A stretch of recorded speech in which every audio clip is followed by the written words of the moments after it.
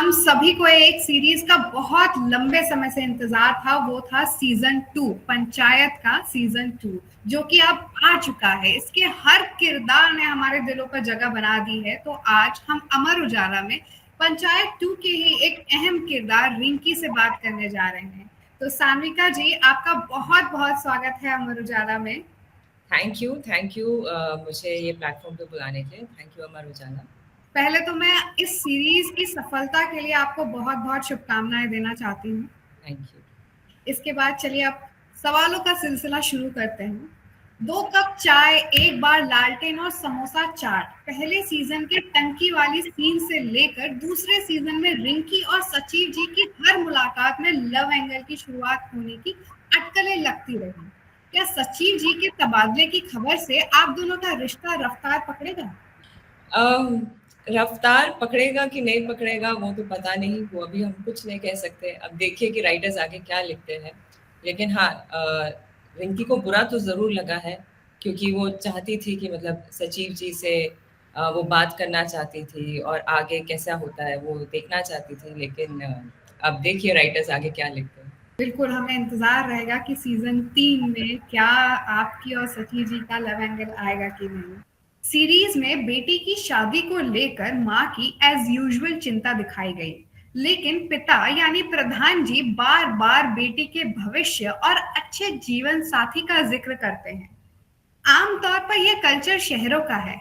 क्या आपको लगता है कि बेटियों की शादियों के प्रति अब गांवों में भी माहौल बदल रहा है? जी हाँ, मतलब काफ़ी ज़्यादा इम्प्रूवमेंट आया है आजकल। बहुत अवेयरनेस हो गई है। तो मतलब मैं ये नहीं कहूँगी कि कंप्लीटली वो चीज़ बंद हो गई है। अभी भी आज भी मतलब जैसे ही लड़की 18 साल की हो जाती है, तो उसके रिश्तों की खबर आने लगती है और माँ-बाप के लिए बहुत प्रेशर का पॉइंट बन जाता है कि अरे अब तो ये बड़ी हो गई है, अब इसकी शादी कराना है। एक मेन मोटिव बन जाता है कि लड़की बड़ी हो गई है, अब इसका ब्याह करा देते हैं।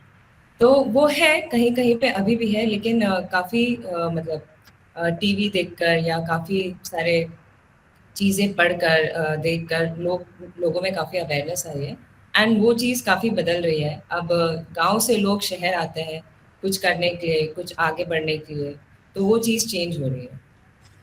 तो अभी शादी का तो वो प्रेशर रहेगा, चाहे लड़का हो या लड़की हो।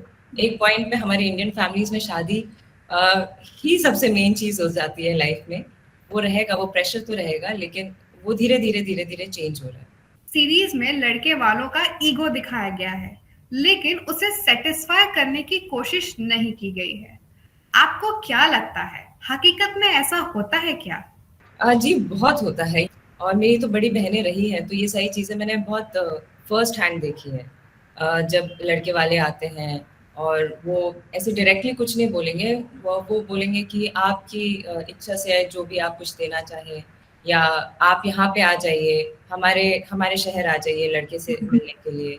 तो ये सारी चीज़ें वो होती है और कई बार वो दहेज आजकल वो माँगा नहीं जाता, लेकिन बड़े इनडायरेक्ट वे में कि अरे आपकी बेटी है, आपको जो अच्छा लगे आप अपनी खुशी के हिसाब से दे दीजिए। तो वो सारी चीज़ें हैं, अभी भी हैं और ये मैंने देखा हुआ है अपने आजू-बाजू की जो फैमिली है और आज की जनरेशन में भी ये चीज़ मैंने देखी हुई है। तो इसको अभी पूरा जाने में काफ़ी वक़्त लगेगा, लेकिन चीज़ें इम्प्रूव हुई हैं, यही मैं कह सकती हूँ फिलहाल। जिस लड़कियों के साथ-साथ लड़कों में भी ये अवेयरनेस आई है। जिस चीज़ के लिए मैं बहुत खुश हूँ कि मतलब कई बार ऐसा हो गया है कि मतलब लड़के लोग भी चाहते हैं कि मतलब लड़का और लड़की मतलब दोनों फैमिलीज़ को इक्वली ट्रीट किया जाए। तो जी, ये जो प्रोग्रेस हुई है वो दोनों तरफ से हुई है, लड़के वालों की तरफ से भी और लड़की वालों की तरफ से भी। जिस लड़के से रिंकी की शादी की बात चलती है, शादी टूटने के बाद वह बार बार कॉल करता है, 30 का व्रत भी रखता है। एक बार को तो ऐसा लगता है कि वह रिंकी से बेपनाह मोहब्बत करने लगा है, हालांकि उसे ज्यादा भाव नहीं दिया जाता। यह रियल लाइफ का सीन है, लेकिन रियल लाइफ में आपको किस तरह का लाइफ पार्टनर चाहिए? इसी बेसिक जो होती है एक लाइफ पार्टनर की कि आप में वो जो कंपैटिबिलिटी हो, वो होनी चाहिए। और जो आजकल की जनरेशन में जिस जनरेशन में हम रह रहे हैं, कुछ-कुछ चीज़ें मुझे बड़ी खटकती है। बेसिक चीज़ें मुझे चाहिए, जैसे कि लॉयल्टी हो और वो जो भी मेरा पार्टनर हो वो मुझे बेहद प्यार करे और हमेशा मतलब जो भी आप सक्सेस में अगर आप आपका अच्छा टाइम हो या बुरा टाइम हो, दोनों में वो आपके साथ हो। क्योंकि कई जगह ये भी होता है कि जब आप अच्छा कर रहे होते हो, तो बहुत से लोगों को खुशी नहीं होती है, चाहे वो आपका पार्टनर ही क्यों ना हो। तो ये छोटी-छोटी चीज़ें होती हैं जो मैं चाहूँगी कि मेरे पार्टनर में हो और उसके अलावा तो मतलब और भी चीज़ें हैं कि मतलब वेल स्पोकन हो, ह्यूमरस हो, लेकिन ये बेसिक चीज़ें हैं। बिल्कुल, हम हमारी यही कामना है कि आपको जैसा लाइफ पार्टनर चाहिए, आपको वैसा लाइफ पार्टनर मिले। रिंकी का किरदार बहुत सिंपल दिखाया है। आपके हिसाब से गाँव की लड़की का किरदार कैसा होता है? गाँव में बहुत टाइप की लड़कियाँ होती हैं, मतलब कुछ जो होती हैं वो काफ़ी मज़ेदार होती हैं और कुछ होती हैं जो बहुत ही सहनशील होती हैं, शांत होती हैं। तो जो स्क्रिप्ट की डिमांड थी, वो ये थी कि मतलब वो एकदम शांत लड़की है, ज़्यादा बोलती नहीं है, वो समझदार है, इंटेलिजेंट है और घर में ऑलरेडी मतलब 2 माँ-बाप हैं, तो वो माहौल में वो चलता रहता है मतलब अगर मैं ये बोलूँ तो बातचीत चलती रहती है माहौल में या शोर-शराबा चलता रहता है बैकग्राउंड में। लेकिन वो जो है वो बड़ी शांत है। तो ये कैरेक्टर की जो रिक्वायरमेंट थी। लेकिन अगर आप इन जनरल देखो गाँव में तो आपको हर प्रकार के लोग मिलते हैं गाँव में। बस ये है कि जो एक गाँव की लड़की होती है, उसमें बहुत ज़्यादा इनोसेंस होता है। क्योंकि उन्हें उन्होंने ज़्यादा दुनिया नहीं देखी होती है और ज़्यादा जब आप शहर की तरफ आते हो तो आपको अलग-अलग टाइप के लोग मिलते हैं, मीन लोग मिलते हैं, तो आप धीरे-धीरे चेंज हो जाते हो। तो गाँव में ये जो इनोसेंस है, वो इनोसेंस हमेशा रहता है, चाहे कोई भी हो।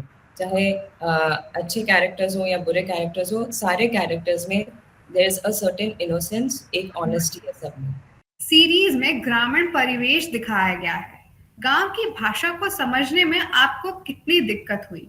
नहीं, मुझे बिल्कुल दिक्कत नहीं हुई क्योंकि मैं खुद मध्य प्रदेश से हूँ जी। और मैं जबलपुर से हूँ, तो वहाँ पे तो हिंदी भाषा हम बोलते ही हैं और हम की जो जो डायलेक्ट है, वो भी समहाउ मैं मुझे वो आता है, मैंने बहुत आजू-बाजू लोगों को देखा हुआ है, तो मुझे वो भाषा पकड़ने में ज़्यादा वक़्त नहीं लगा।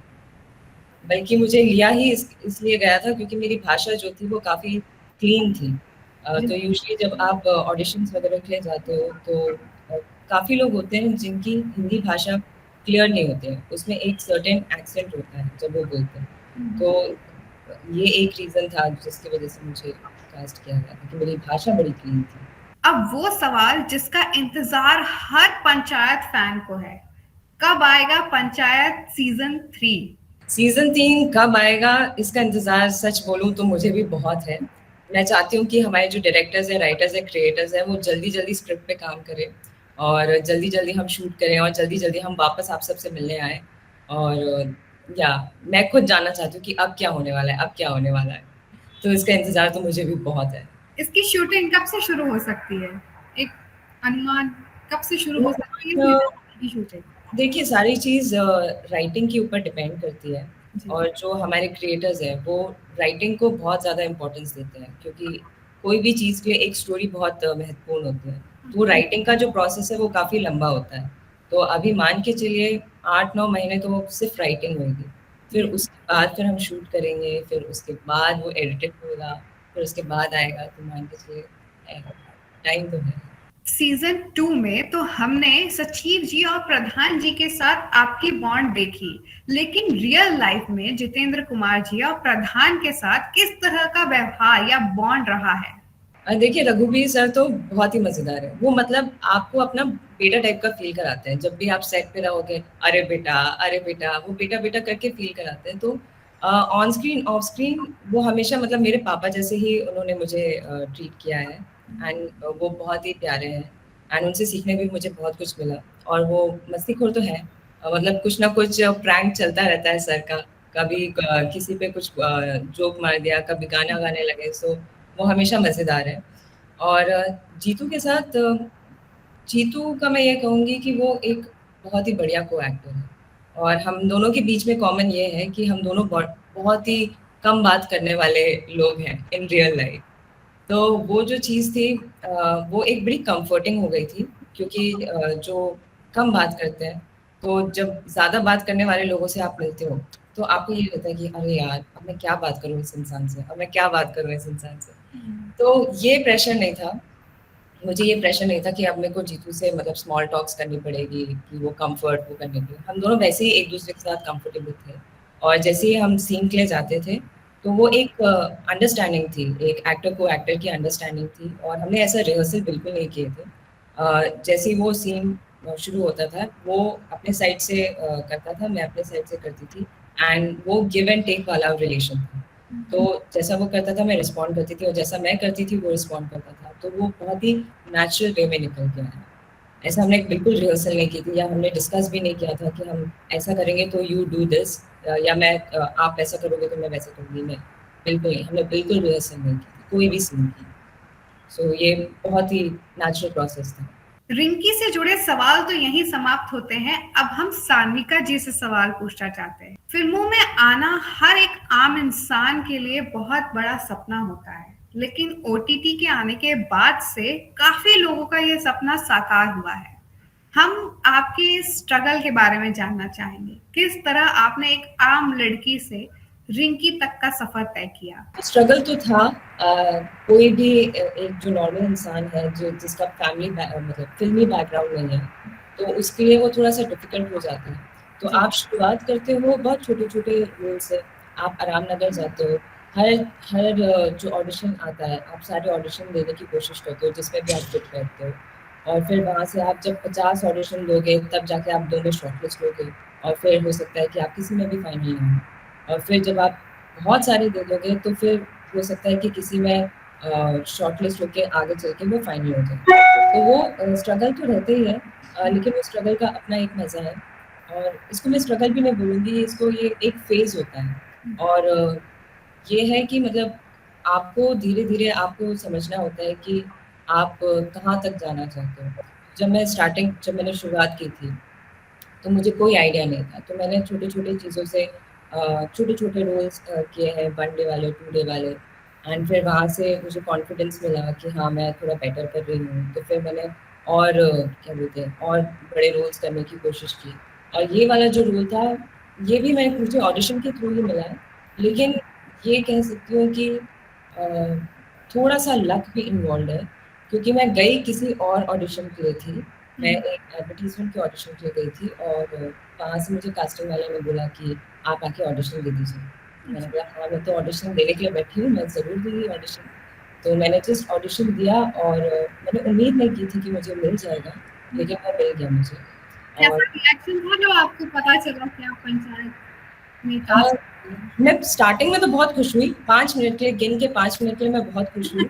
लेकिन फिर मैंने वो कंट्रोल कर लिया कि नहीं, जब तक मैं सेट पे नहीं चली जाती, जब तक मैं शूट नहीं कर लेती हूँ, तब तक इस चीज़ को मतलब सेलिब्रेट नहीं करना चाहिए। क्योंकि कई बार ऐसा होता है कि आप फाइनल हो जाते हो लेकिन आखिरी में क्या होता है आपको नहीं पता। फिर जी। जब मैंने शूट कर लिया, फिर उसके बाद मैं वेट कर रही थी कि नहीं, पहले उसको रिलीज़ हो जाने दो, फिर सेलिब्रेट करूँगी मैं। तो तब तक वो जो भी 1 साल का जो जर्नी था कभी मैं ज़्यादा खुश नहीं हुई थी कि नहीं, अभी कुछ भी हो सकता है, कुछ भी हो सकता है। वो सीज़न 1 रिलीज़ होने के बाद जब लोगों ने मुझे कॉल करके कांग्रेचुलेट किया, तब मुझे रियलाइज़ हुआ कि हाँ, कुछ हुआ है, कुछ बड़ी चीज़ हुई है। और वैसे ही सीज़न 2 के साथ भी मुझे सीज़न 2 में मतलब काफ़ी डर लग रहा था।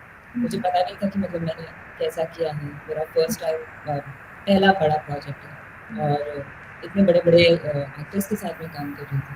तो वो नर्वसनेस तो ज़ाहिर-सी बात है आपको थोड़ी-सी होती है। तो मुझे लग रहा था कि शायद मुझे लोगों का प्यार नहीं मिलेगा या इतने बड़े लोगों के सामने मैं इतना अच्छा परफ़ॉर्म नहीं कर पाऊँगी। लेकिन रिलीज़ होने के बाद जो रिएक्शन मुझे मिला है, जितना प्यार मुझे लोगों से मिला है, मैं मतलब उसको प्रोसेस नहीं कर पा रही हूँ। मतलब मुझे यकीन भी नहीं हो रहा है कि मैंने कर डाला है।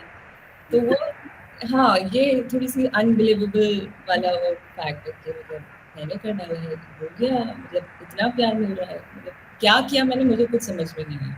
वो बस हो गया, वैसा कह सकती हूँ। पंचायत की रिंकी को अब आगे हम किन सीरीज और किन प्रोजेक्ट्स में देख सकते हैं? आप पंचायत की रिंकी को बहुत सारे प्रोजेक्ट्स में देख सकते हैं अभी। अभी नहीं मतलब आने वाले वक़्त में। जी। अभी काफ़ी सारे प्रोजेक्ट्स लाइन्ड अप हैं और होपफुली मतलब वो जल्दी से जल्दी बने और जल्दी से जल्दी मैं आप लोग से फिर से मिलने आऊँ। और मैं बहुत अच्छा परफ़ॉर्म करूँ। सो अभी हाँ, मतलब लाइन्ड अप है, लेकिन अभी बहुत इनिशियल स्टेज है किसी भी चीज़ के बारे में बोलना, तो लेट्स सी। लेकिन है। ठीक है। Touch wood, touch wood. बिल्कुल, बिल्कुल। आगे भी बहुत सारे प्रोजेक्ट्स मिलेंगे और ये प्रोजेक्ट्स भी पंचायत की तरह ही सफल रहेंगे। बस आपकी आशीर्वाद रहे और क्या। सीरीज में बनराकस के नाम से मशहूर भूषण से हर कोई परेशान दिखता है। जी। रियल लाइफ में उनका व्यवहार कैसा रहा? वो बहुत स्वीट है, वो बहुत स्वीट इंसान है। मतलब जब आप उनसे बात करेंगे तो वो इतने डाउन टू अर्थ हैं और वो बिल्कुल ऑपोज़िट है, जो उनका किरदार है, जो उन्होंने निभाया है, वो उनके बिल्कुल ऑपोज़िट है, बल्कि वो बेचारे हमेशा चुपचाप बैठे रहेंगे सेट पे और अगर जैसे रिस्पेक्ट में मतलब वो एनएसडी से पढ़े हुए हैं, तो वो ऐसा होता है कि जब उनके सीनियर्स होते हैं, तो वो कई बार बैठते भी नहीं हैं, वो खड़े ही रहते हैं। उनको बोलते हैं कि अरे भूषण सर दुर्गेश सर आप बैठ जाइए, तो वो बैठते भी नहीं हैं। तो वो उनका वो रिस्पेक्ट वाला वो चीज़ है कि जब मीना मैम और रघुवीर सर होते हैं, तो वो सीनियर हैं उनके, तो वो बोलते कि अरे नहीं, नहीं सर, नहीं, नहीं, मैं ऐसे ही ठीक हूँ। तो वो बहुत डाउन टू अर्थ है और वो बहुत, बहुत, बहुत प्यारे इंसान हैं, बहुत प्यारे इंसान हैं। और वो बहुत अच्छे एक्टर तो हैं ही, वो तो आप लोग ने देखा ही है। बिल्कुल, बिल्कुल। तो रिंकी जी आपसे मिलकर बहुत-बहुत खुशी हुई। हम आपके फ्यूचर प्रोजेक्ट्स के लिए आपको बहुत सारी शुभकामनाएँ देते हैं। थैंक यू सो आप अगर हमारे दर्शकों को अगर आप कुछ कहना चाहें तो आप बिल्कुल कह सकती हैं। दर्शकों को मैं बस यही कहूँगी कि आप लोग ने जो मुझे प्यार दिया है, मुझे समझ में नहीं आ रहा है कि वो प्यार मैं आप लोग को किस तरह से मतलब मैं लौटा पाऊँगी। लेकिन मैं बहुत-बहुत आभारी हूँ कि आप लोग ने मुझे एक्सेप्ट किया और इतना प्यार मुझे दिया। मैं सच बताऊँ मैं बहुत डरी हुई थी कि ये कैसे निकल के आएगा, लोगों का रिस्पॉन्स क्या होगा। मैं कितने बार मतलब मैं अपने जो क्रिएटर्स हैं उनको कॉल करके बोलती थी कि मुझे डर लग रहा है। मुझे नहीं समझ में आ रहा है कि मैंने अच्छा किया या नहीं किया। तो लेकिन जो आप लोगों का रिस्पॉन्स है, जो आप लोगों ने प्यार दिया है, मैं मतलब तहे दिल से आपका बहुत-बहुत, बहुत-बहुत धन्यवाद करती हूँ। अभी भी मुझे कई बार मैसेजेस आते हैं मतलब इनबॉक्स मेरा फुल हो चुका है। मुझे बहुत प्यारे-प्यारे मैसेजेस आ रहे हैं और मैं उसके लिए सॉरी बोलना चाहूँगी कि मैं सबको रिप्लाई नहीं कर पा रही हूँ। लेकिन जितना मुझसे हो सकेगा मैं आप सबसे कनेक्टेड रहूँगी, मैं आप लोग को रिप्लाई करूँगी, आप लोग की स्टोरीज़ जो है मैं जितना मैं उसमें इन्वॉल्व हो सकती हूँ तो वो मैं करूँगी अपने साइड से and thank you for all the love. Thank you, like from the bottom of my heart, thank you. Thank you so much और हमारे साथ इस पूरे सफ़र के दौरान रिंकी जी के सफ़र के दौरान बने रहने के लिए बहुत-बहुत शुक्रिया। बने रहिए अमर उजाला के साथ। डाउनलोड करें अमर उजाला ऐप और पाएं खबरें लगातार। अगर आप ये वीडियो YouTube पर देख रहे हैं तो हमारे चैनल को सब्सक्राइब करें और बेल आइकन को दबाना ना भूलें। अगर आप Facebook पर ये वीडियो देख रहे हैं तो हमारे पेज को लाइक करें।